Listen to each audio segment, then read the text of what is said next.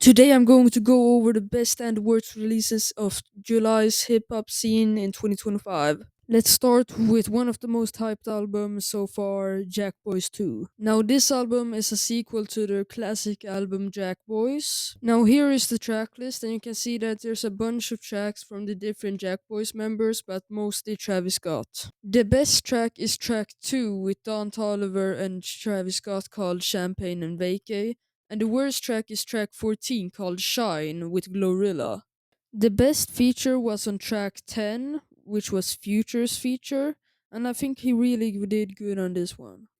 The worst feature was on Kick Out by Travis Scott and 21 Savage, because 21 Savage didn't really rap, he just did some ad libs. Next up, we have Don't Tap the Glass by Tyler the Creator. Now, this was a surprise release where he got more posthumous, and I really liked this album, even though it was like surprised while he still was on tour for his other album. But I think he did really good on this one. I like the old school style hip hop cover, and I really think he got in his bag. Here we have the track list, and I think the intro track with Pharrell Williams is the best song. I know it's the most popular, but he did really good on this one, and it's popular for a reason. Now, I don't really think that there's a worst track, so let's get into the features. There's only two features on this album, and I think Madeline McFerrin had a better verse than Yeba. It's on two different tracks, but I do really think that Yeba had a worst feature. Let God Sort 'Em Out by Clipse. Now, this was a very good album, definitely contender for Rap Album of the Year. This was Clipse's return album, the group with Pusha T and No Malice, and Pharrell Williams produced the entire album. I think that this album was really good and there was definitely some standout tracks. Now, there were no bad songs on this album, but the best songs were Ace Trumpets, So Be It Part 2, and Chains and Whips.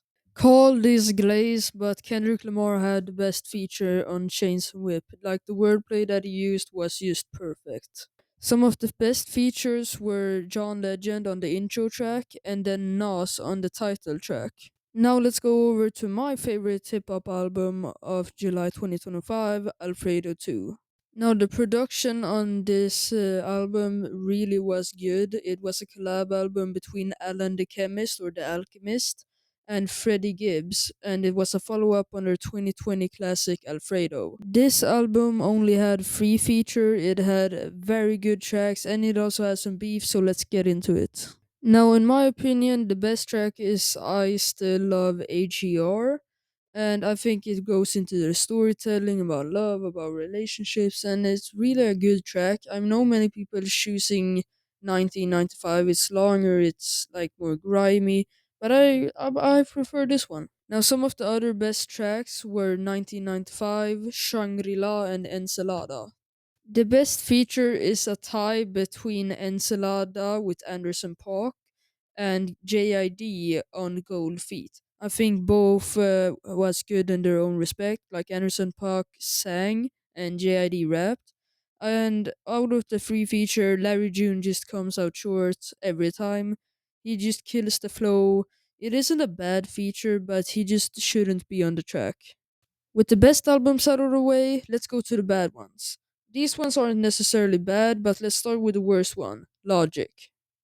Now you're right when you're seeing this on the screen. Logic dropped 7 singles for this album instead of just dropping the album with like one single before.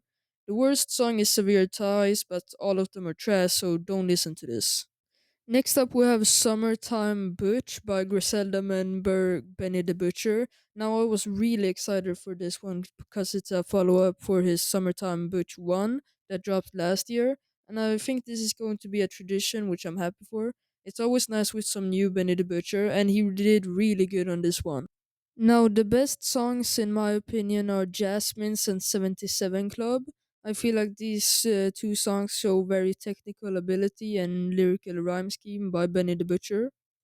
Now, the best feature is from West Side Gun, a fellow Griselda member, on Jasmine's, and he is doing his own thing. He's doing what he's always doing, and it's really good.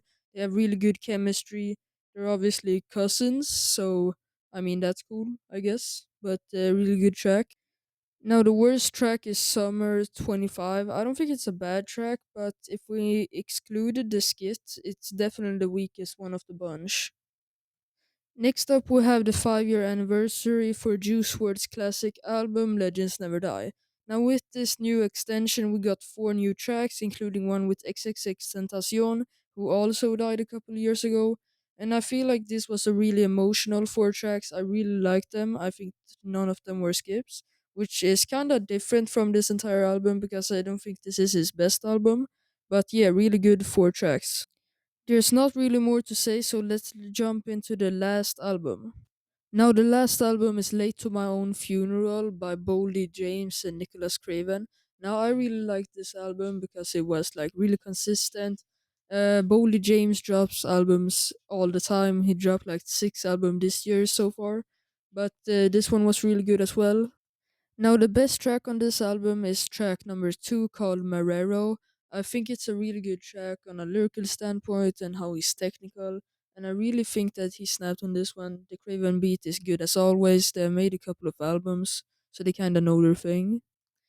There isn't a worst track, nor is there a worst or best features. I think all the features kind of match the track list, but I wouldn't say any of them outstand the other. And that's about it for the albums. And I really liked this month's albums. It was probably the best year of hip hop so far in 2025, and one of the best of the decade. And obviously, there's one major album that I didn't mention, so don't listen to that. It's NBA Youngboy, and bye, like and subscribe.